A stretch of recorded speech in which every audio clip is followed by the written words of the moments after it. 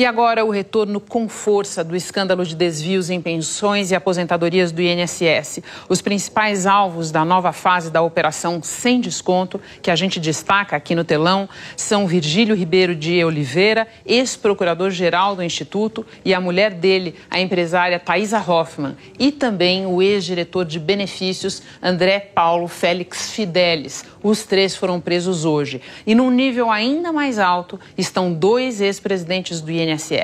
Alessandro Stefanuto, que comandou o órgão na gestão Lula III e foi afastado quando o escândalo estourou em abril deste ano.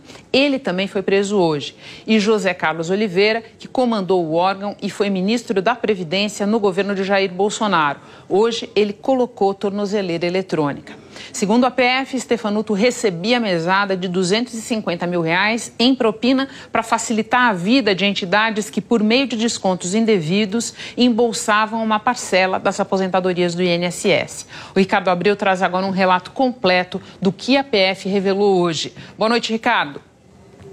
Oi, Renata. Boa noite a você e a todos. O ex-presidente do INSS, Alessandro Stefanuto, foi preso em casa aqui em Brasília.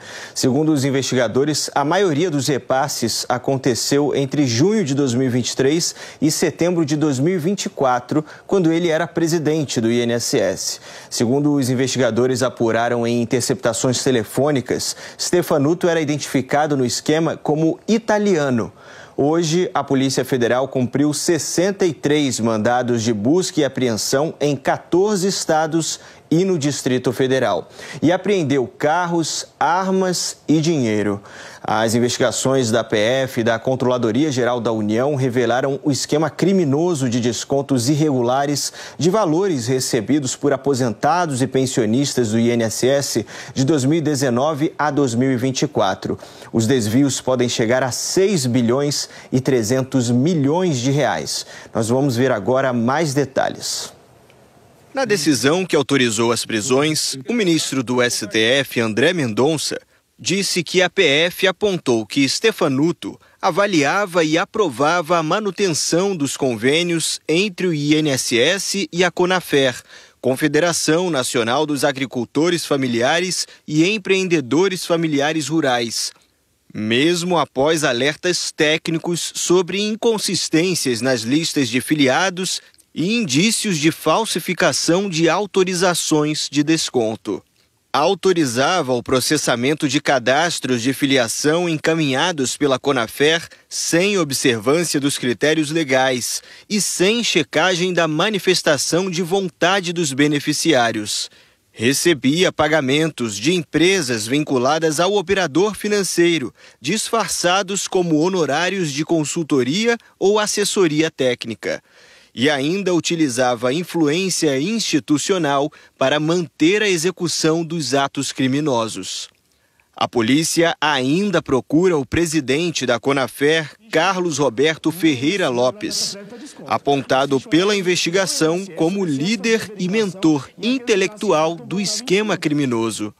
Segundo a PF, Carlos Roberto determinava a obtenção de assinaturas de beneficiários mediante visitas domiciliares, em que os contratados eram instruídos a induzir idosos a assinar formulários de atualização de dados, que depois eram convertidos em fichas de filiação associativa falsas. Outros 3 nomes ligados à CONAFER foram presos hoje. Sobre o ex-procurador-geral do INSS, Virgílio Antônio Ribeiro de Oliveira Filho, a Polícia Federal comprovou, por meio da quebra de sigilo bancário, que Virgílio recebeu de forma reiterada propinas que somam R$6.575.012 entre 2022 e 2024, por meio de empresas de fachada. Ricardo, agora vamos passar para mais um capítulo das revelações de hoje, porque a investigação também avançou na apuração de desvios no INSS no governo anterior, no governo Bolsonaro, e também apontou para parlamentares. É isso, Renata. A investigação também identificou o pagamento de propinas ao deputado federal Euclides Petersen, do Republicanos. Segundo o APF, ele recebeu ao menos 14 milhões e 700 mil reais em transferências fracionadas. Quem também teria recebido propinas, segundo o APF, é o ex-presidente do INSS e ex-ministro da Previdência do governo Bolsonaro, José Carlos de Oliveira, que atualmente se chama Ahmed Mohamed de Oliveira. Ele vai ser monitorado pela polícia com tornozeleira eletrônica. Vamos ver. Segundo a PF, o esquema criminoso estava em pleno funcionamento no período em que José Carlos de Oliveira era ministro do Trabalho e Previdência Social, entre março de 2022 e janeiro de 2023, no governo Bolsonaro. A investigação apreendeu uma planilha que registra pagamento de R$100 mil a São Paulo Yasser, que seria o apelido dele. José Carlos Oliveira, segundo o relato da PF, é um dos pilares institucionais que permitiram o funcionamento da fraude.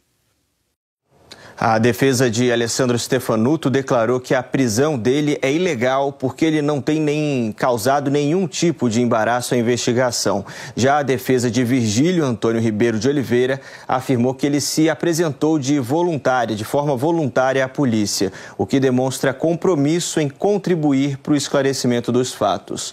O deputado Euclides Petersen disse que apoia o trabalho das autoridades e que está à disposição para prestar os esclarecimentos necessários. A Conafer declarou que está disposta a cooperar plenamente com as autoridades e que vai adotar medidas legais para garantir a defesa dos dirigentes. Nós não tivemos retorno ou não conseguimos contato com os outros citados. Renata. Super obrigada, Ricardo. Bom descanso para você.